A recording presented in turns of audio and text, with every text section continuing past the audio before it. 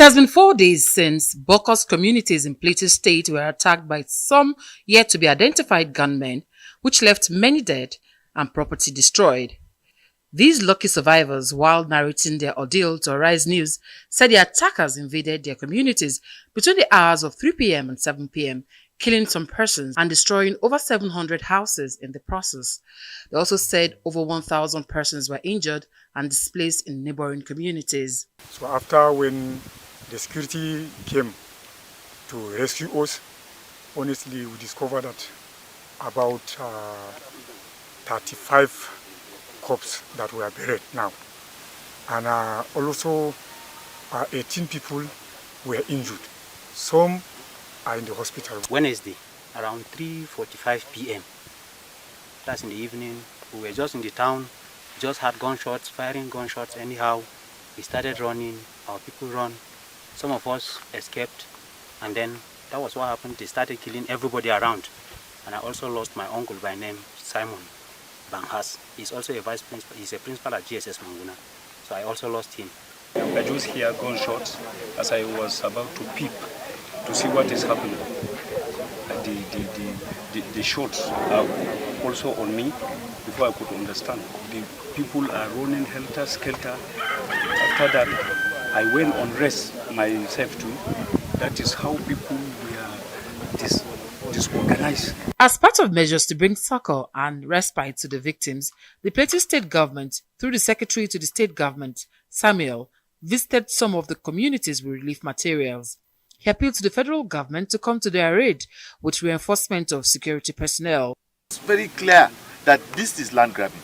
And this has happened over the years on the plateau. So it's not a new thing we're facing on the plateau. This is not the first time. What we're just saying is this must stop. And what we're encouraging our people, you must sleep with one eye closed. In another development, the National Security Advisor Nuhu Ribadu was in Jos, the Plateau State capital, where he held meetings with security chiefs and addressed the press. You will have to understand, this is like you rightly put it. It has been ongoing for decades. For over 20 years we've been having this. But if issue of security and generally things like this is relative.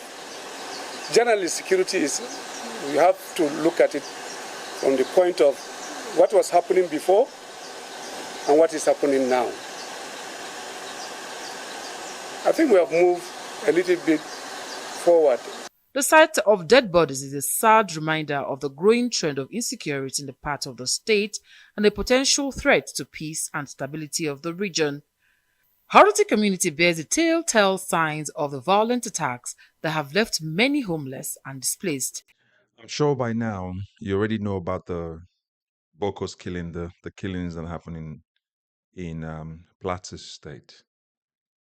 This is disheartening. It is something that should not be happening in Nigeria, but for far too long, because of the kind of leaders that we've had and we currently have, it has gone on for so long. It's like there's no stop. No stop inside at all. There's no way it will stop. I have often said it on this channel that if we don't speak up, if we keep quiet, we don't know who's going to be next. And often, the people that get affected the most are the people in the villages. I don't want to say the same thing that we've all heard over and over and over again. But this is disheartening. A lot of people have died. People have lost loved ones. People have been displaced. We have a lot of internally displaced people in our country when we are not at war. When you have ineffective leadership, when you have people who cannot see and strategize on how to solve problems, this is what you have. In a country like this right now, where many citizens of a nation have died, our president is still in France. Tinubu is still in France. There's crisis in the country. And it's taking 2 weeks to go and have a reflection on what his government has done for 2 years. Does that not ring a bell to you guys? I've often said this, who will be next? Do you understand? Who will be next? Today's victims were yesterday's survivors. Who will be next? What village will be next? Which community will be attacked next? You're telling me that our government and our security forces cannot pinpoint who are the people who are carrying out this massive attack and killings all over the country. The Defense Secretary, Nuhu Ribadu, National Security Advisor rather, is telling us that we have to look at it that security is relative and that we're in a better place than we were before. Can you imagine? This is what incompetence, looks like in the face. Somebody abdicating his own responsibility and telling the nation to say where we were before 20 years ago, we're in a better place than where we were 20 years ago. People have just died. This is more than 80 people displaced and dead right now. 1,000 people displaced, running hell to scatter everywhere. They can't even. This is just happening. And these attacks often happen around nighttime or the very early hours of the morning. And you're telling me, and we're telling Nigerians, Nuhu Ribadu is telling Nigerians that we're in a better place. Are you for real? The president is in France. Bola Tinubu is in France. He sits in Abuja, calls for a state of emergency for a gas pipeline that was broken. And for that reason, he calls for a state of emergency. But 80 people have died. And this man sits in France reflecting on his government, on what they've done and how to get better. For in France, do you see the reason why you have to take 2027 seriously? State, local government, federal, everywhere. If these killings must stop, who is going to be next? What day will be next one? How are these people getting these guns and, oh my God, listen, no value for human life. No value for human life. The government don't have value for our lives. Truly, they don't have value for our lives.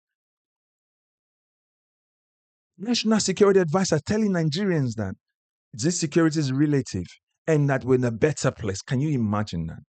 That man says he's lost his uncle, who's a principal. At a time when the world needs tutors, teachers, we've just lost one. Imagine the countless number of people who have died on our roads being kidnapped. The last one was Rome killing. The next one is Plateau. Which one will be the next? People who shouldn't have guns in their hands. How did they get these guns? They're getting ransoms and using ransom to buy guns to cause havoc. Oh God, inflict pains on our people. And we have leaders who cannot do anything. All they're caught up in how to steal money, how to loot the country and go somewhere to go and relax. While the place where the farm is burning, it's in crisis. Nigeria is in crisis. Our president is in France. Make sense of it. My heart goes out to all the people who've lost loved ones in Plateau. And I know a lot of Nigerians feel the same thing too as well. But we all have to take this next election seriously. Take it personal that behave as though your life depends on it. Behave as though, if not, it's going to continue. Saying yesterday's survivors might be today's victims. I mean, that's what Aisha Yusuf used to say anyway. Who's going to be next? Which village will be next?